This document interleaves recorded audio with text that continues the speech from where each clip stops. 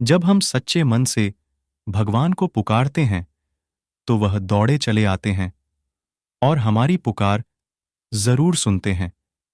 भगवान को भी अपने एक सच्चे भक्तों की उतनी ही जरूरत होती है जितनी हमें भगवान की। एक बार की बात है, बरसाना गांव में एक सेठ रहता था जो बहुत धनी था। उसके 3 पुत्र थे, परंतु उसकी कोई पुत्री नहीं थी। कुछ समय पश्चात उसकी पत्नी का देहांत हो गया और सभी पुत्रों की शादी हो गई। सभी पुत्र अपने अपने कार्य में व्यस्त रहने लगे, अपने बच्चों में, अपने पत्नी के साथ। अपने पत्नी के साथ सेठ के दिल की बात सुनने वाला कोई नहीं था। सेठ को शुरू से ही इस बात का बहुत दुख था कि उसकी कोई पुत्री नहीं है। एक दिन एक महान पंडित उसके घर पर आए और उसे दुखी देकर उसने पूछा कि तुम्हें किस बात की परेशानी है, तुम क्यों दुखी हो। तो उसने अपना दुख का कारण पंडित को बताया कि कोई मेरी पुत्री नहीं है, इस वजह से मुझे अपने जीवन में यह अभाव रहता है कि मेरी कोई पुत्री क्यों नहीं है। तो वह पंडित उसको कहता है, लो, यह भी कोई परेशानी की बात है। तुम राधा रानी को अपनी बेटी मान लो। हमारे जीवन में जिस चीज की कमी होती है उसको भगवान ही पूरा कर सकते हैं। परेशान होने से क्या होगा। तुम राधा रानी को अपनी बेटी मानो और उससे अपने दिल की बात किया करो। देखना, तुम्हें यह अभाव कभी नहीं सताएगा। सेठ को पंडित की यह बात अच्छी लगती है और वह ऐसा ही करता है। राधा रानी की मूर्ति लेकर आता है और प्रतिदिन भोजन करने से पहले राधा रानी को भोग लगाता है। फिर स्वयं भोजन करता है और सोने से पहले राधा रानी के साथ खूब बातचीत करता है। ऐसे ही करते करते वह दिल से राधा रानी को अपनी बेटी मानने लगा और वह भूल ही गया कि उसकी कोई बेटी नहीं है। उसे इस बात का आभास होने लगा कि उसकी पुत्री सच में है और वह बहुत दिल से उसे अपनी पुत्री मानने लगा।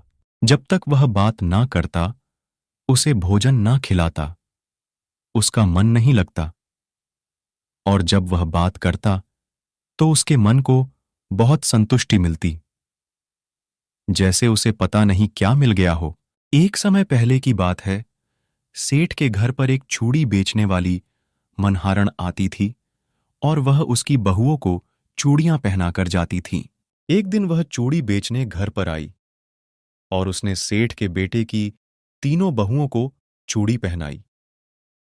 उसके साथ जब सेठ की बहुएं चूड़ी पहनकर चली गई तो उसके सामने एक और कन्या आई और उसने कहा कि मुझे भी चूड़ियां पहना दो। चूड़ी वाली ने सोचा कि शायद सेठ के घर पर कोई मेहमान आई है, तो उसने उसको भी चूड़ी पहना दी। उसके बाद वह चूड़ी वाली सेठ से पैसे मांगने सेठ की दुकान पर पहुंची और बोली कि चूड़ी के पैसे दे दो, और उसने पहले से अधिक पैसे मांगे। तो सेठ ने कहा कि तुमने चूड़ी का दाम बढ़ा दिया है क्या। तो उसने कहा, नहीं, मैंने चूड़ी का दाम तो नहीं बढ़ाया, परंतु आज मैं 4 को चूड़ी पहनाकर आई हूं। उसने कहा, मेरे घर पर तो 3 ही बहुएं हैं। तो उसने कहा, नहीं, मैंने आज 4 को चूड़ी पहनाई है। सेठ ने कहा कि तुमसे कोई गलती हुई है, मेरे घर पर तो चूड़ी पहनने के लिए मेरी सिर्फ 3 बहू हैं। उसने 3 के पैसे चूड़ी वाली को दे दिए और चूड़ी वाली भी बिना कुछ कहे पैसे लेकर अपने घर चली गई। रात को सेठ घर आया और हमेशा की तरह राधा रानी को भोग लगाकर और खूब सारी बातें कर सो गया। उस दिन रात को सेठ के सपने में राधा रानी आई और कहने लगी, बाबा, तुमने चूड़ी वाले को मेरी चूड़ी के पैसे क्यों नहीं दिए।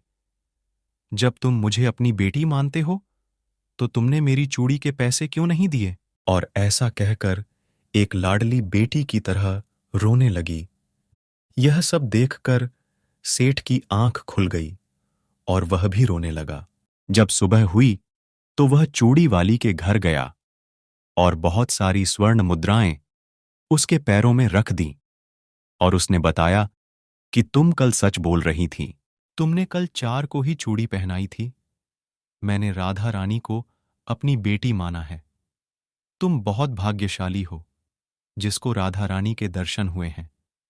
मैं इतने दिनों से उनके दर्शन को तड़प रहा हूं और तुमने एक बार में ही उनके दर्शन कर लिए। यह बोलकर रोने लगा और बोला कि तुम्हें चूड़ी का जो भी दाम चाहिए मुझसे मांग लो। यह सुनकर मनहारण के आंखों में भी आंसू आ गए और उसने मन में सोचा, जब मुझे खुद राधा रानी के ही दर्शन हो गए हैं तो इससे ज्यादा मुझे और क्या चाहिए। और उसने सेठ के सामने हाथ जोड़कर कहा कि तुम्हारी वजह से मुझे राधा रानी के दर्शन हुए हैं, जिससे मेरा यह जीवन सफल हो गया। मुझे कुछ नहीं चाहिए। जब हम भगवान को दिल से पुकारते हैं, उनकी पूजा अर्चना करते हैं, तो वह कैसे हमारे पास दौड़े चले आते। वीडियो अच्छी लगी तो लाइक सब्सक्राइब करके कमेंट में जय श्री राधा रानी जरूर लिखें।